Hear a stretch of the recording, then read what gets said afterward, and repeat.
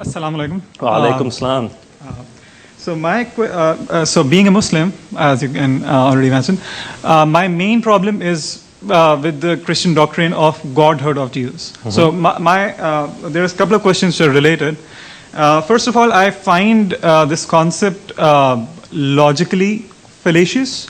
Like there are many aspects to its logical fallacy, as in maybe one of them could be that how can God be finite and then infinite at the same time?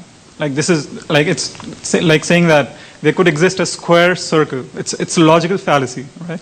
So when we say that Jesus was God or Son of God, we are actually saying that God existed in finitude during the life of Jesus, and He also is infinite at the same time. This is logically fallacious. Now, because you are you're coming from a historical standpoint. Did you want me to respond to that, or are you having it's a relate. Like the same question continuing.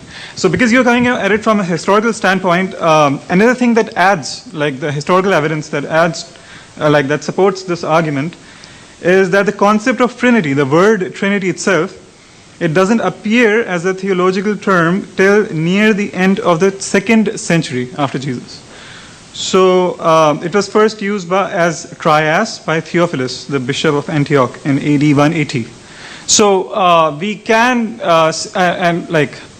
adding up to that, when you refer to Mark chapter 14, verse 62, which is what you say is the proof that Jesus claimed to be God, are you really applying the same criteria of objectivity that you were applying previously to the Quran when interpreting this as meaning that Jesus is claiming himself to be God? Because if you look at it completely objectively, looking at the entire text, there is nothing in the entire text that's saying that Jesus claimed to be God, and in fact the verse that you yourself quote is actually saying Son of Man. So I mean, these are great questions. Don't go anywhere. What's your name? Munzir. Munzir, where are you from? I'm from Pakistan. Pakistan.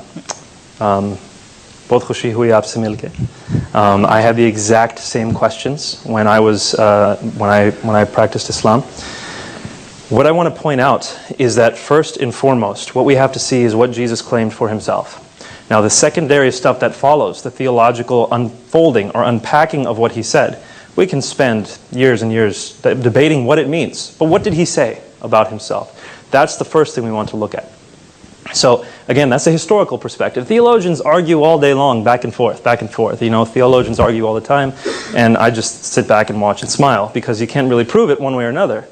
But when it comes to historical events, we can show with relative degrees of certainty, if the evidence is good, if the records are good, what the most likely conclusion is.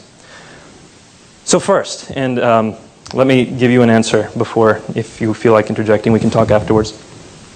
First, I want to point out you are absolutely right. The term Trinity is not used till the end of the 2nd century. What is the doctrine of God called in the Quran? In Islam, what is the doctrine of God called? Tawheed. Tawheed. Is that in the Quran? No, the word Tawheed. The word Tawheed is a derived word from Ahad. Alhamdulillah. Good. So you understand, the word Tawheed is not itself in the Quran.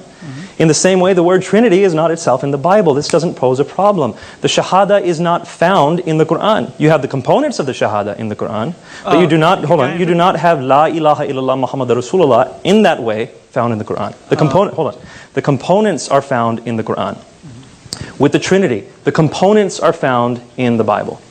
So, the word Tawheed does appear in the Hadith. Oh, that's great, but it's not in the Quran. Just narrations of the Prophet. And the Hadith is much later. So we're looking at you asked for the Bible, and we have within the early canonical tradition, people calling God a Trinity in the early canonical tradition. In fact, much closer to Jesus' time than the Hadith were to Muhammad's time. So whichever way you stack it, when you're consistent, you end up with a stronger case for the Trinity, for Jesus' deity. Now I want to continue on to your next part of your question, which is Jesus finite or infinite? The argument is that Jesus is, actually I'm going to pose it in a slightly different way. Can Allah come onto this world if He wants? Can He be in this world if He wants? I wouldn't think so. You wouldn't think so. So Allah's omnipotence is limited. He can't come onto this world. It's like basically Allah Ta'ala cannot do logically fallacious thing. Like he cannot create a square circle, right? Because that's something logically But fallacious. how do we there know are that's what certain this things is? that Allah But how do we know that's what this is? Because, for example, in Surah Al-Imran, when Allah is talking to Moses, it says in Surah Al-Imran, I think it's Surah Al-Imran, it might be Surah 18, but double check, that Allah, as He spoke to Moses, Allah was in the bush. Allah was in the bush. So if you want to say that meant something else, well, you're going to have to argue with the Quran on that one.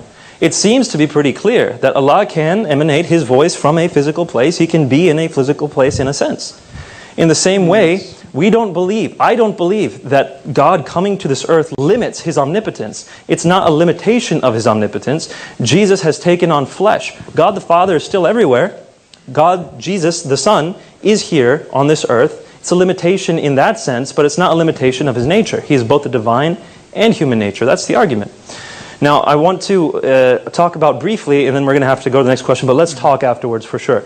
You asked about the Son of Man. You said He's not calling Himself the Son of God, He's calling Himself the Son of Man. I'm emphasizing to you, my friend, when this hit me, again, while I was practicing Islam, when this hit me, it hit me like a bolt of lightning.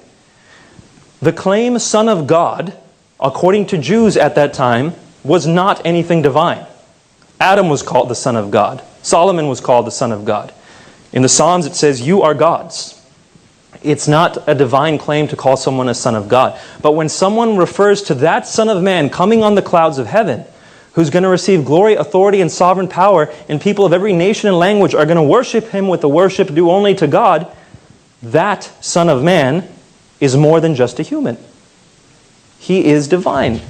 He's going to be worshipped by all people of all time. So when Jesus calls Himself the Son of Man, it's not the Son of God title. And lots of Christians get this wrong, so I'm not pointing the finger at you. Lots of Christians say, oh, Son of Man means He's human, and Son of God means He's God. No, it's the other way around. In the Jewish context, Son of God was a normal human title. Son of Man, from Daniel 7, that was something divine.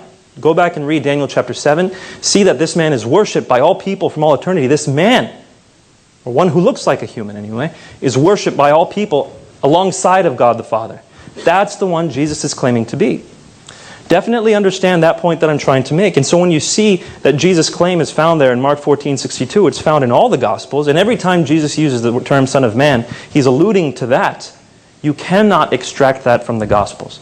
So please put Mark 14:62 next to Daniel chapter 7 and see what Jesus is claiming for Himself. And we'll talk afterwards for the rest. Lord bless you, my friend. We'll take one last